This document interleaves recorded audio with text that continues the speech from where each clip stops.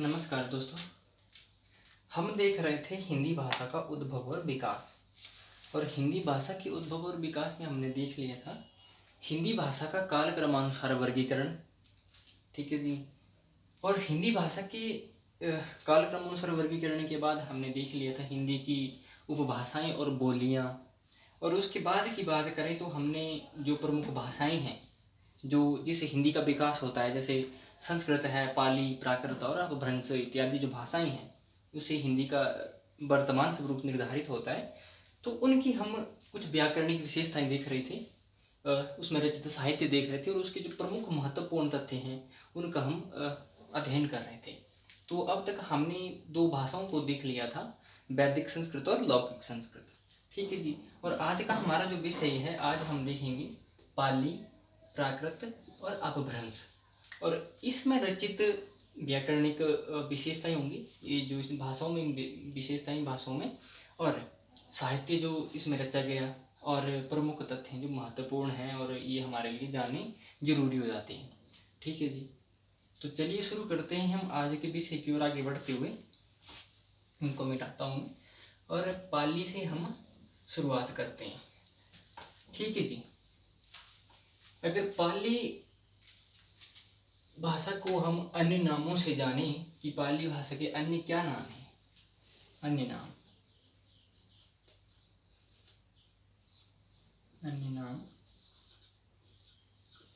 Marker नहीं चल रहा मेरा। और अन्य नामों को अगर हम देखें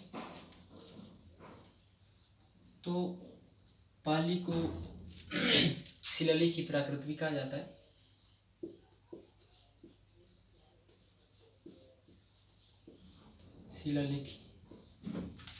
शिलालेखी प्राकृत या शिलालेखी भाषा प्रथम प्राकृत के नाम से भी जाना जाता है,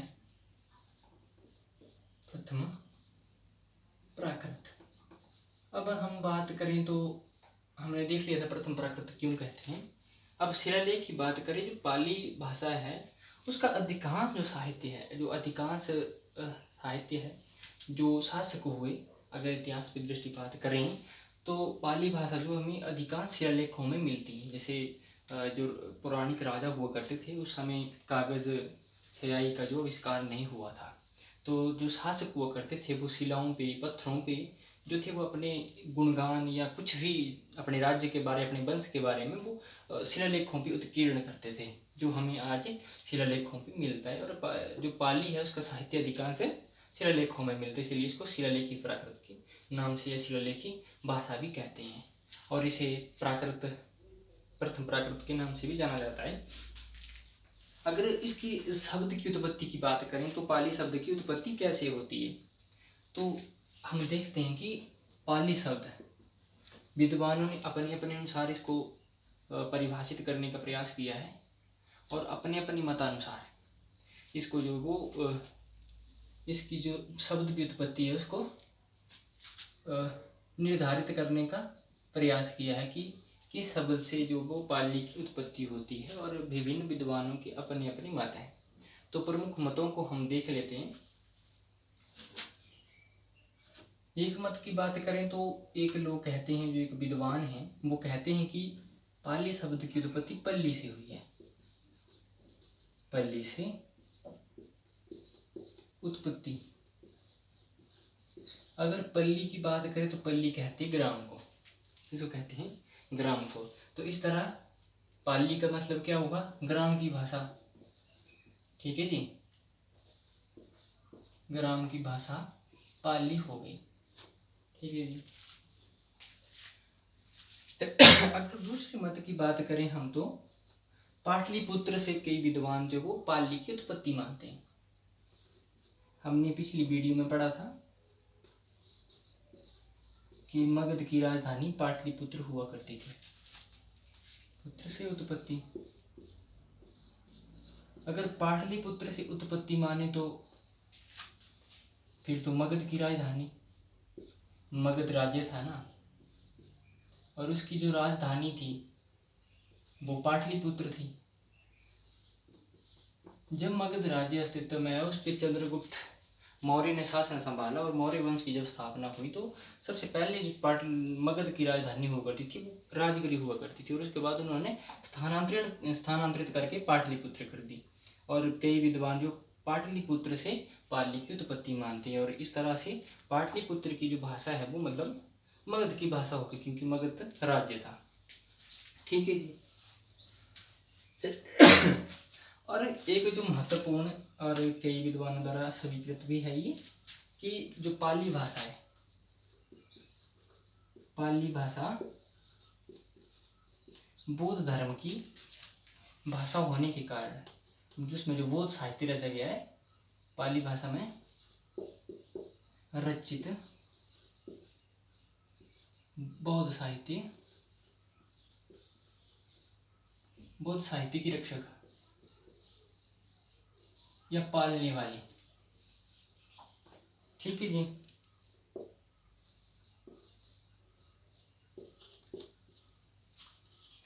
तो इससे भी पाली की उत्पत्ति मानते हैं कई विद्वान। ठीक है जी। और कई विद्वानों ने अपने अपने मतानुसार इसको परिभाषित करने की कोशिश की है। ठीक है जी। तो हमने देख लिया पाली भाषा का अन्य क्या नाम है, शिलालेखी प्राकृत या प्रथम प्राकृत के नाम से भी इनको जाना जाता है। और पाली भाषा के जो शब्द की व्युत्पत्ति है उसके संबंध में भी हमने देख लिया। और यहाँ पे 3 मत जो महत्वपूर्ण है, इसमें से भी जो ये तीसरा मत है ये अति महत्वपूर्ण है। ठीक है जी। अब हम पाली भाषा में रचित साहित्य को देखेंगे और उसके बाद कुछ विशेषताओं को भी देखेंगे कि इसमें ऐसी कौन सी विशेषताएं हैं, जैसे व्याकरणिक विशेषताएं होगी, और प्रमुख तथ्य हम फिलहाल देख ही रहे हैं। ठीक है जी। तो साहित्य की बात करें तो जो बौद्ध धर्म का साहित्य है, तो इसीलिए इसको बौद्ध धर्म के रक्षा करने वाले साहित्य की भाषा भी कहा गया है। ठीक है जी। तो हम देखेंगे साहित्य। अगर साहित्य की बात करें तो बौद्ध धर्म की जो साहित्य था, ठीक है जी, वो इसमें रचा गया है। कौन सा साहित्य? बौद्ध धर्म का साहित्य। जो 3 ग्रंथ मिलते हैं बौद्ध धर्मों के, जो अति महत्वपूर्ण है, वो इसमें रचे गए थे। अगर बात करें तो अभिधम्म पिटक,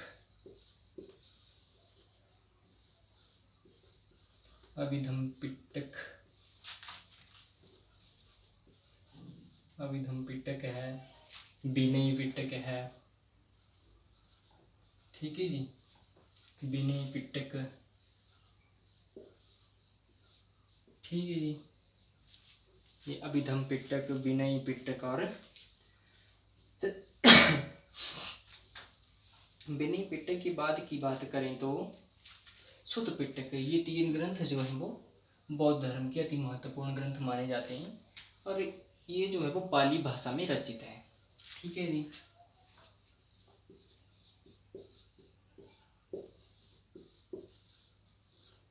ये पाली भाषा में रचित बौद्ध धर्म के ग्रंथ हैं।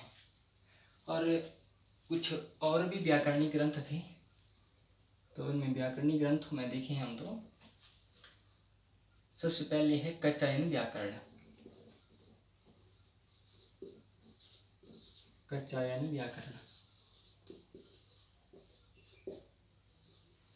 तो इसके जो रचयिता थे वो कात्यायन थे, महाकात्यायन। ये भी पाली का व्याकरण है और ये पाली भाषा में रचित है। ठीक है जी। और उसके बाद की बात करें तो एक और व्याकरणिक ग्रंथ हमें मिलता है, वो है हमारा मोगलान।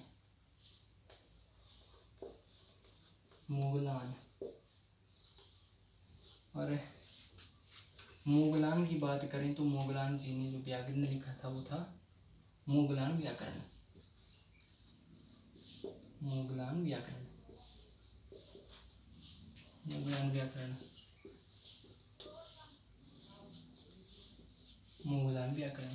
ये हो गया इसका 2 व्याकरण। और एक और था, जो एक और व्याकरण ग्रंथ था वो अंगवंश ने लिखा था। और अंगवंश ने जो व्याकरण लिखा था उसको बोलते सद्यनीति व्याकरण। ठीक है जी। अंगवंश। अगुवंश जो व्याकरण था वो उनके जो व्याकरण का नाम था वो तो सद्यनीति व्याकरण। सद्यनीति व्याकरण, सद्यनीति व्याकरण। ठीक है जी। अगर आप इसको देख लेते हैं तो ये जो साहित्य है ये पाली भाषा में रचा गया था। ठीक है जी। और पाली भाषा में जो साहित्य रचा गया था ये, इसमें से कुछ व्याकरणिक ग्रंथ भी हैं और इसी में हमें व्याकरणिक विशेषताएं मिलती हैं और एक एक व्याकरण के अनुसार हम इसकी जो व्याकरणिक विशेषताएं उनको देखेंगे। ठीक है जी। तो अब हम देखते हैं इसकी व्याकरणिक विशेषताएं। तो मैं इनको मिटा रहा हूँ। ठीक है जी। व्याकरणिक विशेषताएं।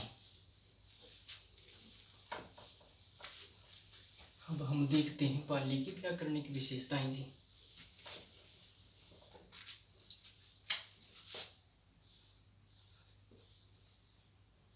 व्याकरणिक विशेषताएं।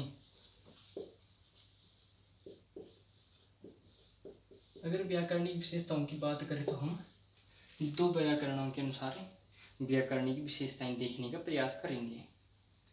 तो अगर कचायन के अनुसार देखिए तो ध्वनियों की संख्या कितनी थी। कचायन के अनुसार कचायन कहते हैं कि ध्वनियों की संख्या थी आपकी 41। कुल ध्वनियों जो थी वो कितनी थी, 41 थी पाली भाषा में। और उसमें भी देखें तो स्वर कितने थे, स्वर 8 थे और व्यंजन की बात करें तो 33 व्यंजन थे। ठीक है जी। ये कचायन के अनुसार ध्वनियों का वर्गीकरण है या ध्वनि उन्होंने बताई है। अब हम देखेंगे मोगलान के अनुसार।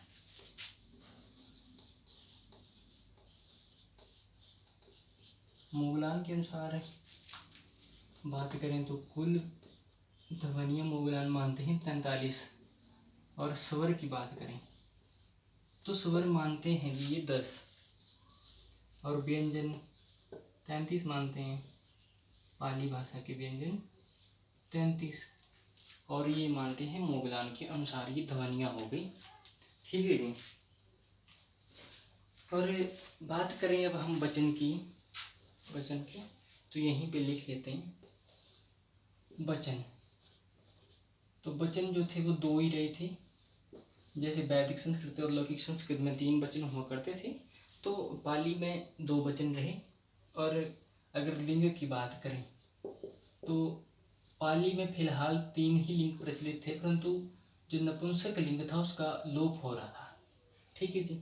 इस बात को आप ध्यान में रखेंगे कि तीनों लिंगों का प्रयोग साहित्य में हो रहा था, परंतु जो नपुंसक लिंग था उसका प्रयोग या उसको कह सकते उसका लोप हो रहा था। ठीक है जी। तो हमने देख लिया व्याकरणिक विशेषताओं तक। अब जो हमारे पास अगली भाषा है वो है द्वितीय प्राकृत या शुद्ध प्राकृत जिसको कहते हैं, और उसको भी हम देख लेते हैं।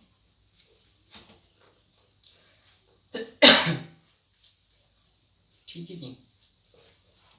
ये हमें देखना जरूरी भी हो जाता है क्योंकि हम एक एक को देख रहे हैं और उसमें पता चलेगा हमें कि उनमें से ऐसी क्या व्याकरणिक भिन्नताएं थी जिसके कारण ये एक दूसरे से लगे हैं। तो प्राकृत, और प्राकृत का जो अन्य नाम है, अन्य नाम की बात करें तो द्वितीय प्राकृत भी कहते इसको। द्वितीय प्राकृत, शुद्ध प्राकृत। ठीक है जी। शुद्ध प्राकृत के बाद इसको प्रथम जन भाषा भी कहते हैं। ठीक है जी। प्रथम जन भाषा। ठीक है जी। ये होगी हमारी प्राकृत। और प्राकृत की बात करें तो प्राकृत किस भाषा को कहेंगे? प्राकृत हम उस भाषा को कहते हैं जो व्याकरण रहित हो, जिसमें सहज और सरल शब्दों का प्रयोग हो। ठीक है जी। प्राकृत किस भाषा को कहेंगे? जो व्याकरण रहित हो।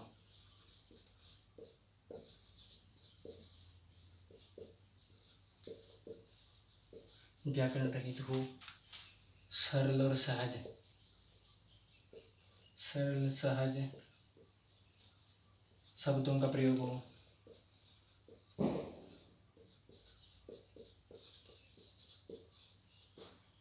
हालांकि व्याकरण की बात करें तो प्राकृत के भी हमें व्याकरण मिलते हैं, और व्याकरणों ने इनमें व्याकरणिक विशेषताओं को ध्यान में रखते हुए इसका प्राकृत का व्याकरण बनाया है।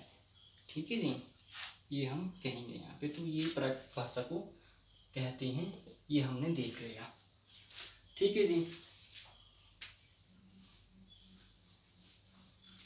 और अगर आगे बात करें हम लोग, तो कुछ विद्वान जो है इसकी व्युत्पत्ति सिर्फ संस्कृत से मानते हैं, सीधे संस्कृत से। अगर व्युत्पत्ति की बात करें तो कई विद्वानों के अनुसार प्राकृत संस्कृत से निकली है, और ये अधिकांश विद्वानों द्वारा स्वीकृत भी है। प्राकृत की व्युत्पत्ति संस्कृत से होती है, सीधे संस्कृत से, और ये अधिकांश विद्वानों द्वारा स्वीकृत भी है।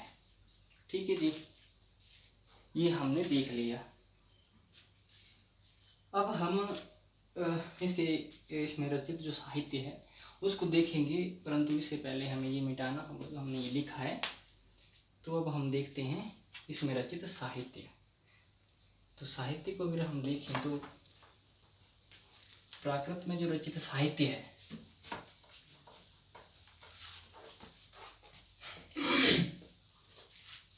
साहित्य की बात करें तो वररुचि का प्राकृत प्रकाश आता है इसमें, वररुचि का प्राकृत प्रकाश ग्रंथ है, व्याकरण ग्रंथ। ठीक है जी। हाल कवि का गाथा सप्तशती आता है, सप्तशती, गाथा सप्तशती। ठीक है जी। ये जो वो प्राकृत की कुछ महत्वपूर्ण ग्रंथ हैं। और अगर बात करें तो हेमचंद्र का प्राकृत व्याकरण भी इसी में आता है। ठीक है जी, हेमचंद्र जी का प्राकृत व्याकरण इसी में आता है, और इसी ग्रंथ के आधार पर हेमचंद्र को प्राकृत का पाणिनि कहा जाता है। हेमचंद्र का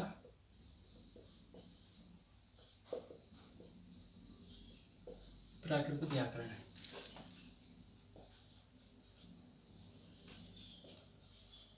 हेमचंद्र का प्राकृत व्याकरण भी इसी में आता है, और इसी के आधार पर हेमचंद्र को प्राकृत का पाणिनि कहा जाता है। ठीक है जी। और मुख्यतः यही साहित्य जो वो प्राकृत में लिखा गया था। ठीक है जी। अब हम प्राकृत को भी देख लिया हमने, और आप इसको एक बार अच्छे से देख लीजिएगा। और इसके बाद की बात करें तो हम अपभ्रंश को देख लेते हैं, और अपभ्रंश को देखना हमारे लिए जरूरी भी है।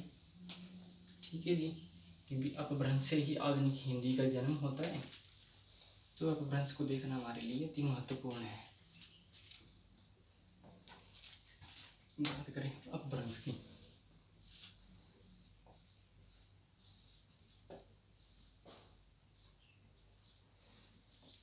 अगर अपभ्रंश को देखते हैं हम, तो अपभ्रंश की सबसे पहले अपभ्रंश के अन्य नाम। तो अपभ्रंश के जो अन्य नाम है उनमें से अपभ्रंश को तृतीय प्राकृत भी कहा जाता है। तृतीय प्राकृत, विभ्रष्ट भाषा या अपभ्रष्ट भाषा, विभ्रष्ट भाषा। ठीक है जी, ये भी अपभ्रंश के अन्य प्रचलित नाम है। और अपभ्रंश शब्द की बात करें तो अपभ्रंश शब्द जो है वो सबसे पहले महर्षि पतंजलि के महाभाष्य में मिलता है। ठीक है जी। अपभ्रंश शब्द सबसे पहले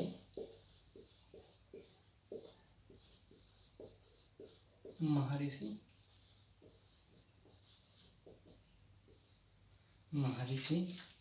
पतंजलि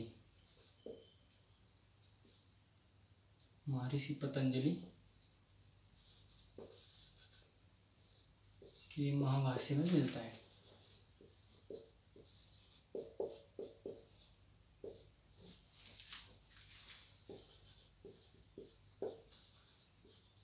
मिलता है। ठीक है जी।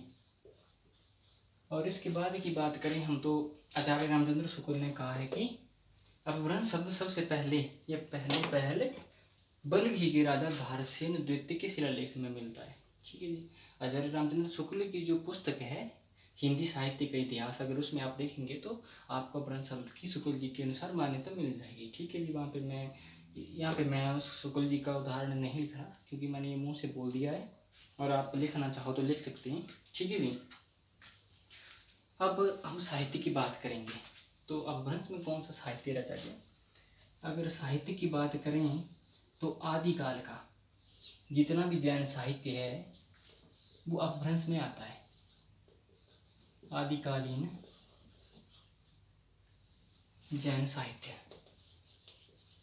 जब हम हिंदी साहित्य के इतिहास देखेंगे तो हम आदिकालीन जैन साहित्य को अच्छे तरीके से देख लेंगे। मेरा मार्कर थोड़ा फीका हो गया है क्योंकि चल नहीं रहा है, तो मेरे को नया मार्कर लेना पड़ेगा। तब तक ये अच्छे से नहीं दिख रहा है तो आप ध्यान से देख के लिखिएगा। ठीक है जी। और हमने साहित्य देख लिया। मुख्यतः यही साहित्य हमें आदिकालीन जो जैन साहित्य था उसमें मिलता है। हालांकि जो राष्ट्र साहित्य था या आदिकाल में जितना भी साहित्य है उसमें अपभ्रंश के जो शब्द थे वो मिलते हैं। ठीक है जी। और अपभ्रंश का जो उत्तरवर्ती रूप था वाट उसमें मुख्यतः ये मिलता है। ठीक है जी। अगर हम व्याकरणिक विशेषताओं की बात करें, अपभ्रंश की व्याकरणिक विशेषताएं, अपभ्रंश की व्याकरणिक विशेषताएं, अगर व्याकरणिक विशेषताओं की बात करें तो अपभ्रंश में कुल ध्वनियां कितनी थी। कुल ध्वनियों की बात करें तो कुल ध्वनियां थी हमारी 40। ठीक है जी। उसमें से स्वर कितने थे, तो स्वर थे जी आपके 10। और व्यंजन की बात करें हम तो व्यंजन की बात करें तो 30 व्यंजन थे। ठीक है जी। ये हमने देख लिया, इतना तो देखिए लिखिए। और उसके बाद हम आगे देखेंगे इसकी जो कुछ व्याकरणिक विशेषता और प्रमुख तथ्य हैं वो आगे हम देखेंगे। ठीक है। जिसको मैं मिटा रहा, आप जल्दी जल्दी लिखिएगा पॉज करके। वीडियो अगर लिख रहे होंगे आप तो वीडियो को पॉज कर सकते हैं। वीडियो पॉज करने के बाद आप लिख सकते हैं और समझ भी सकते हैं अच्छे तरीके से। ठीक है जी। अब कुछ हम अन्य तथ्य देख रहे हैं। तो अन्य तथ्यों की बात करें तो ओकार बहुला ये बोली है। ठीक है जी। ओकार बहुला बोली है। तथ्य देख रहे हैं हम लोग। तो सबसे पहला तथ्य है ओकार बहुला बोली।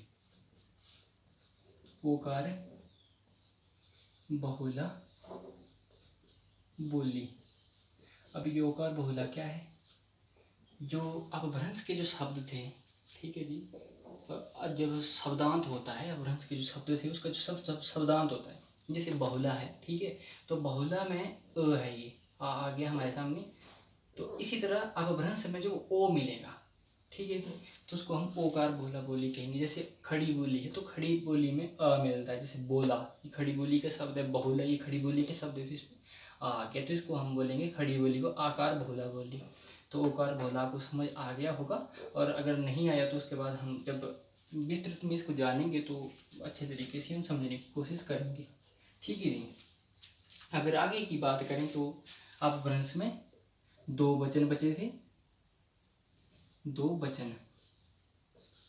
ठीक है जी। 2 वचन कौन कौन से 2 वचन थे, एक वचन और बहुवचन। एक वचन और दूसरा बहुवचन। ठीक है जी। अपभ्रंश में यही बचा था। और 3 लिंग बचे थे, सॉरी 2 ही लिंग बचे थे, स्त्रीलिंग और पुल्लिंग। पुल्लिंग और स्त्रीलिंग। ठीक है जी। ये अपभ्रंश में बचे थे। ठीक है जी। अब हम देखते हैं अपभ्रंश का जो उत्तरवर्ती रूप था। ठीक है जी। बड़े टाइम से जब हम पहली क्लास ली थी तभी से हम पढ़ रहे हैं। तो अपभ्रंश का जो उत्तरवर्ती रूप था उससे जब अपभ्रंश से थोड़ी सी भाषा भिन्न हुई, क्योंकि उसमें अधिकता अपभ्रंश के शब्दों की थी परंतु उसमें अन्य भाषाओं के देसी भाषाओं के शब्द मिल रहे थे, तो उसका जो उत्तरवर्ती रूप हुआ वो कहलाया अवहट। ठीक है जी। क्या कहलाया, अबहट। और अबहट को ही चंद्रधर शर्मा गुलेरी, ठीक है जी, आचार्य रामचंद्र शुक्ल, राहुल शंकरत्यायन जी ने पुरानी हिंदी कहा है। ठीक है जी। ये परीक्षा में बहुत बार पूछा गया प्रश्न है कि अपभ्रंश को पुरानी हिंदी किसने कहा। तो सर्वप्रथम अपभ्रंश को पुरानी हिंदी जो था, या भट्ट को पुरानी हिंदी जो था, वो चंद्रधर शर्मा गुलेरी ने कहा था। और उसके बाद की बात करें तो रामचंद्र शुक्ल ने भी कहा है, और राहुल शंकरत्यायन जी ने भी ये अपभ्रंश को या अबहट को पुरानी हिंदी कहा है। तो आज के लिए इतना ही, और आगे हम देखेंगे जो आगे की मुख्य बोलियां या भाषाएं हैं, जैसे खड़ी बोली है, ब्रजभाषा है, अवधी है, उसकी भी कुछ व्याकरण की विशेषताएं देखेंगे, उसमें रचित साहित्य, उसके प्रमुख तथ्यों को हम जानेंगे। अगर आपको जानकारी अच्छी लगती है तो चैनल को सब्सक्राइब करें, और चैनल को साझा भी कीजिए, वीडियो साझा कीजिए। तो आपके आज तक धन्यवाद।